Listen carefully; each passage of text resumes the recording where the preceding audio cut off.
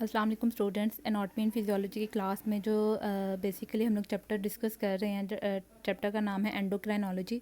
इसका थोड़ा ओवरव्यू बता देती हूँ। एंडोक्राइनोलॉजी बेसिकली क्या है। एंडोक्राइनोलॉजी में हम लोग डिफरेंट हार्मोन्स डिस्कस कर रहे हैं कि आपकी बॉडी के अंदर एक पूरा सिस्टम है जो जिसका काम है कि हार्मोन्स को स्क्रीट आउट करना। फिर वो हार्मोन्स आपकी बॉडी के जो डिफरेंट ऑर्गन्स हैं या डिफरेंट पार्ट्स हैं उनके ऊपर एक्ट करते हैं, ठीक है। आप और उन आपकी बॉडी के आप इस तरह भी कह सकते हैं कि जो डिफरेंट फंक्शंस हैं उनको कंट्रोल करते हैं। ये सारा मीन्स के हार्मोन कैसे बनते हैं, कैसे रिलीज़ आउट होते हैं और उनका क्या एक्शन है आपकी बॉडी के जो डिफरेंट ऑर्गन्स हैं या पार्ट्स हैं उनके ऊपर, उस चीज़ को हम बोलते हैं एंडोक्राइनोलॉजी। और अब इसमें डिफरेंट हार्मोन डिस्कस कर रहे थे, तो आज जो हार्मोन डिस्कस करना है, हार्मोन का नाम है कॉर्टिसोल। ये पेज नंबर 187 पे आपकी बुक पे अवेलेबल है, यू कैन कंसल्ट। कॉर्टिसोल क्या चीज़ है, बेसिकली इसका दूसरा नाम इसको आप हाइड्रोकॉर्टिसोन भी बोलते हैं। हाइड्रोकॉर्टिसोन बेसिकली क्या है, ये एक हार्मोन है। इसकी नेचर की बात करें, प्रीवियसली हमने जितने भी हार्मोन्स डिस्कस किए हैं मैंने आपको बताया कि सारे हार्मोन्स की नेचर क्या, प्रोटीन इन नेचर है, लाइक पेप्टाइड इन नेचर हम बोलते थे। तो ये बेसिकली स्टीराइडल इन नेचर है। ये हार्मोन बहुत अबंडेंट है एंड इसेंशियल फॉर लाइफ, आपकी लाइफ के लिए बहुत ज़रूरी है। It is responsible for about 90% of the glucocorticoid activity. जो ग्लूकोकॉर्टिकॉइड आपकी बॉडी के अंदर जो एक्टिविटी है, मीन्स के जो फंक्शनिंग है, उसका जो 90% है वो इसी हार्मोन की वजह से पॉसिबल है। अब इफ़ेक्ट्स ऑफ कार्टिसोल, इफ़ेक्ट्स अगर आ जाए, या एक्शंस आ जाए, या फिजियोलॉजी आ जाए, या फंक्शनिंग आ जाए, तो आपने ये चीज़ ही डिस्कस करनी है कि कार्टिसोल का मीन्स के काम क्या है। फर्स्ट वन है मेटाबॉलिक इफ़ेक्ट। मेटाबॉलिक टर्म बहुत दफ़ा यूज़ हुई है, फिर बता देती हूँ। मेटाबॉलिक का मतलब होता है कि किसी भी चीज़ के ब्रेक डाउन होना। ब्रेक डाउन मीन्स के लाइक कोई एक लार्जर पार्टिकल है, ठीक है, उसको आपने स्मॉलर पार्टिकल में कन्वर्ट करना है। फॉर एग्ज़ाम्पल हम कोई भी चीज़ च्यू करते हैं, ठीक है, तो उसको जो मुंह में लाइक अब उसने उसमें मीन्स के खाने से पहले आपके हाथ में है चीज़, जब मुंह के अंदर उसको जो छोटे पार्टिकल में डिवाइड हो रही है, उस चीज़ को हम सिंपली कह लो कि ये मेटाबॉलिक है, ठीक है। मेटाबॉलिज्म आपके बॉडी के अंदर डिफरेंट चीज़ों की होती है। आप देखते हैं कि आपके कॉर्टिसोल का उनके ऊपर क्या इफेक्ट है। फर्स्ट वन है carbohydrate metabolism. Carbohydrate metabolism means के यहाँ पे जो आपके कार्बोहाइड्रेट हैं जो आप इनटेक कर रहे हो या आपकी बॉडी के अंदर एग्जिस्ट कर रहा है, उसका उसकी जो मेटाबॉलिज्म होती है, मीन्स के ब्रेक डाउन होती है, तो उसके ऊपर आपका कॉर्टिसोल का क्या इफेक्ट है। कार्बोहाइड्रेट बेसिकली शुगर्स होते हैं, ठीक है। ये आपने बायोकेमिस्ट्री में डिटेल में पढ़ा होगा कि different types of sugars exist करती हैं, मोनो है, डाई है, पोले है।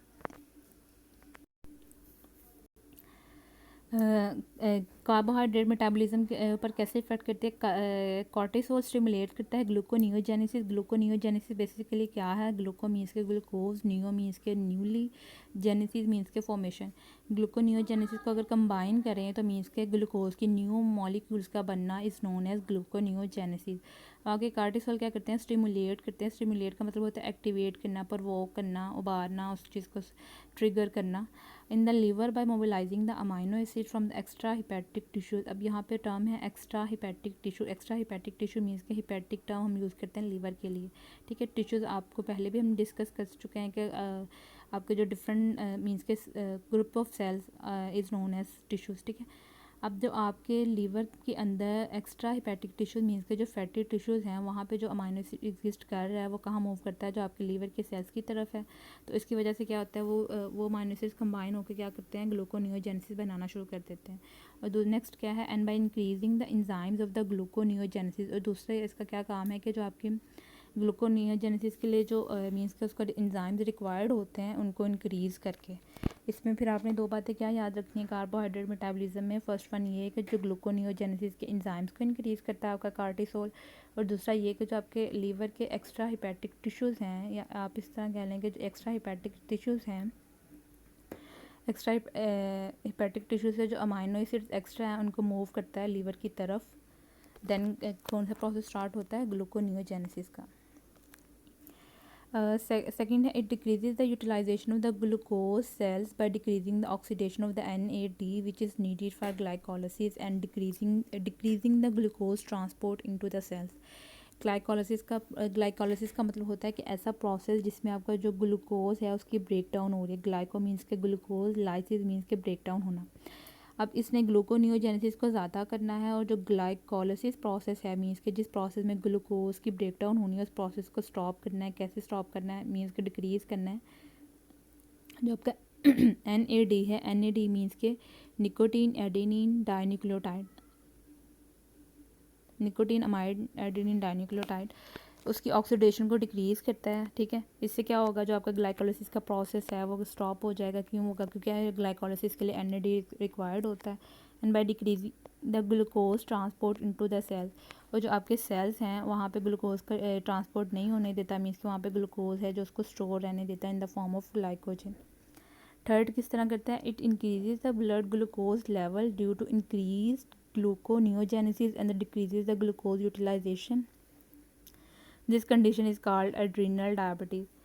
इसका ये काम है कि जो ब्लड ग्लूकोज लेवल को मीन्स के ज़्यादा करता है। कैसे करेगा कि ग्लूकोनियोजेनेसिस ज़्यादा हो रही है और जो आपका ग्लूकोज की यूटिलाइजेशन है in the form of glycolysis कम हो रही है, तो इसके लिए टर्म यूज़ करते हैं एड्रीनल डायबिटीज़। ग्लूकोज का लेवल ज़्यादा होगा मीन्स के डायबिटीज़ हो जाएगी। एड्रीनल क्यों कह रहे हैं, जो मीन्स के जो एड्रीनल पोर्शन है जहाँ से ये स्क्रीट आउट हो रहा है उस एरिया में डायबिटीज़ हो गई है। प्रोटीन का मेटाबॉलिज्म कैसे करता है जी,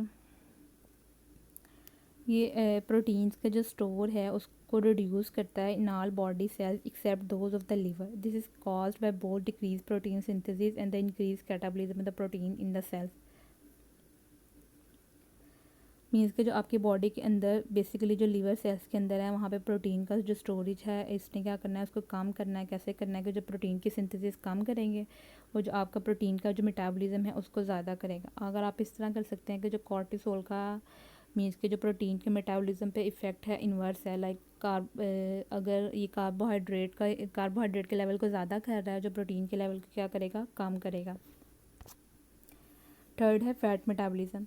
फैट मेटाबॉलिज्म में क्या करते हैं, जो आपके मीन्स के फ़ैट के लेवल को ज़्यादा करते हैं। जैसे कार्बोहाइड्रेट के लेवल को कॉर्टिसोल ज़्यादा कर रहा था ब्लड के अंदर या ठीक है बॉडी के अंदर, जिस तरह भी आप बात कर लें, तो यहाँ पे फ़ैट में क्या है, it mobilize the fatty acid from adipose tissues. जो आपके एडिपोज टिश्यूज़ हैं, फैटी टिश्यूज़ हैं, वहाँ से ठीक है फैटी एसिड को मोबिलाइज करता है, मूव करवाता है। It increases the free fatty acid concentration in the blood. जो आपके ब्लड के अंदर है फैटी एसिड की कंसनट्रेशन को ज़्यादा करता है।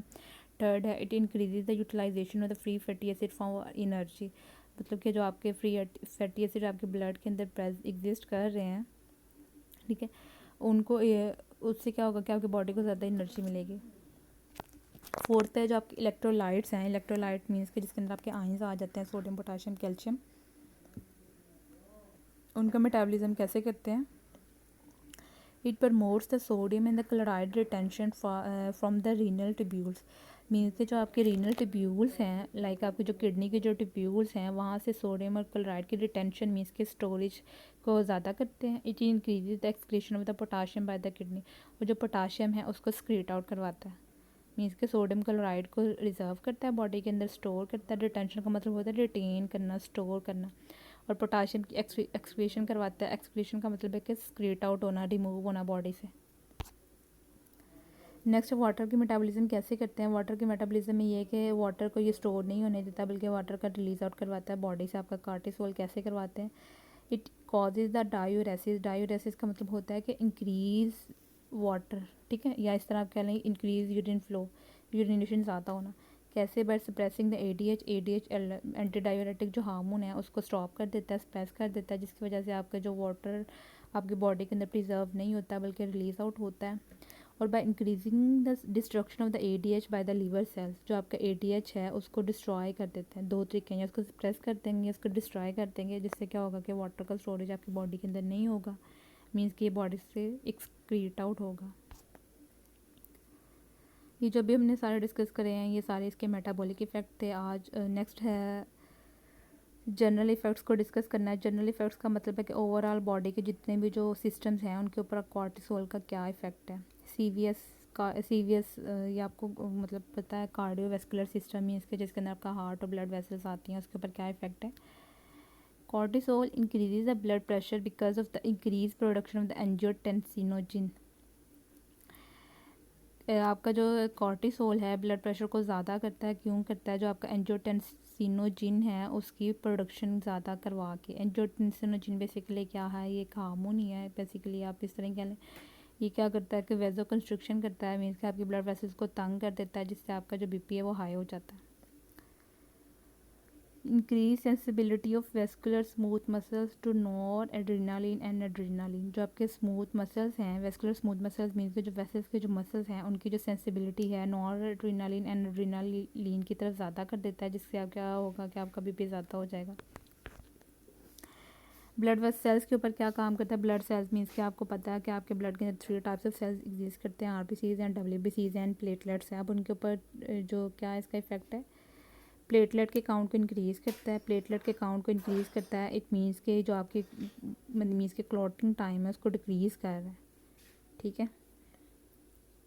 इंक्रीजेज द टोटल डब्ल्यूबीसी, जब का वाइट ब्लड सेल्स काउंट है उसको ज़्यादा करता है। Decrease the lymphocytes, eosinophil and the basophil. Lymphocyte, eosinophil and the basophil basically क्या हैं? ये आपके डब्ल्यूबीसीज ही हैं।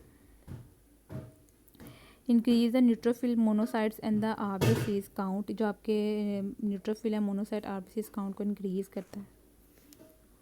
सीएनएस के ऊपर इसका क्या इफ़ेक्ट है? जो कार्टिसोल का जो लो लेवल है ये क्या कॉज करता है? Restlessness, insomnia and the inability to concentrate.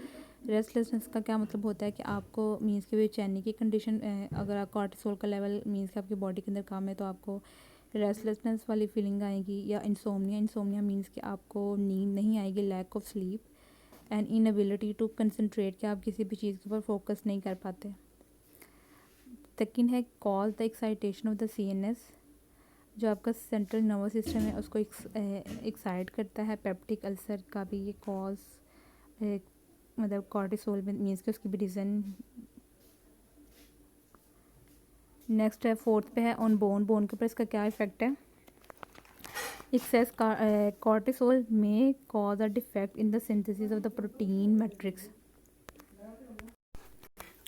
अच्छा, एक्सेस कॉर्टिसोल में cause the defect in the synthesis of the bone matrix means कि अगर कॉर्टिसोल का लेवल ज़्यादा होगा आपकी बॉडी के अंदर, इसका क्या होगा कि प्रोटीन मैट्रिक्स उसके अंदर डिफेक्ट आने शुरू हो जाएंगे, मीन्स के प्रॉब्लम अराइज होना शुरू हो जाएंगी। It decreases the deposition of the calcium, जो कैल्शियम की डेपोजिशन उसको भी कम करता है। It increases the loss of the calcium in the urine, means के जो आपके यूरिन में के थ्रू जो कैल्शियम का लॉस है उसको ज़्यादा करता है। It decreases the absorption of the calcium from the GIT, जो आपका जीआईटी है जहाँ से एब्जॉर्प्शन होनी है आयंस की, कैल्शियम आयंस की, उनको वो क्या करते हैं? डिक्रीज। ओवरऑल इसका ये इफेक्ट है कि जो आपकी बोन्स के ऊपर इसका एक गुड कोई इफेक्ट नहीं है, मीन्स के बोन्स को वीक करता है।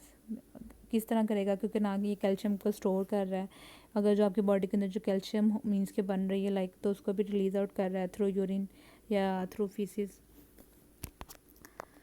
फिफ्थ पे इसका इफेक्ट है on infection, inflammation and the trauma, means कि आपकी बॉडी के अंदर कोई भी इन्फेक्शन हुआ या इन्फ्लामेशन मीन्स के कोई भी स्वेलिंग हो गई या कोई भी प्रोसेस हुआ या ट्रॉमा या लाइक आपका कोई इंजरी आई है, तो उन केसेस में कॉर्टिसोल का क्या इफेक्ट है? Large dose of the cortisol decreases the formation of the antibodies due to its destructive effect on the lymphoid tissues. Lymphoid tissue आपने डिस्कस किया था, लिम्फेटिक सिस्टम के अंदर के जो उसके सेल्स हैं कंबाइन होकर जो स्ट्रक्चर बनाते हैं उसको लिम्फॉइड टिश्यूज बोलते हैं, जिसके अंदर थाइमस आ जाता है, ठीक है। कार्टिसोल की अगर ज़्यादा क्वांटिटी होगी तो आपकी जो एंटीबॉडीज़ हैं, एंटीबॉडीज़ बेसिकली आर्मी हैं जो आपको प्रोटेक्ट करती हैं, ये उनकी फॉर्मेशन को स्टॉप कर देगा। कैसे स्टॉप करेगा? जो आपके लिम्फॉइड टिश्यूज़ हैं उनको डिस्ट्रॉय करके। It decreases the tissue response to the bacteria, means कि जो आपके टिश्यूज़ रिस्पॉन्स देते हैं अगेंस्ट बैक्टीरिया उसको डिक्रीज़ कर देगा। इट इज़ एंटी इन्फ्लामेटरी, इसका इफेक्ट होता है एंटी इन्फ्लामेटरी, मीन्स कि इन्फ्लामेशन को स्टॉप करते हैं। It is anti allergic means के जो आपके एलर्जिक रिएक्शन है ये उसको भी स्टॉप करते हैं। It delays the wound healing, जो आपके वाउंड हील है मीन्स के वाउंड हीलिंग का प्रोसेस है उसको भी डिले कर देते हैं, स्लो कर देते हैं।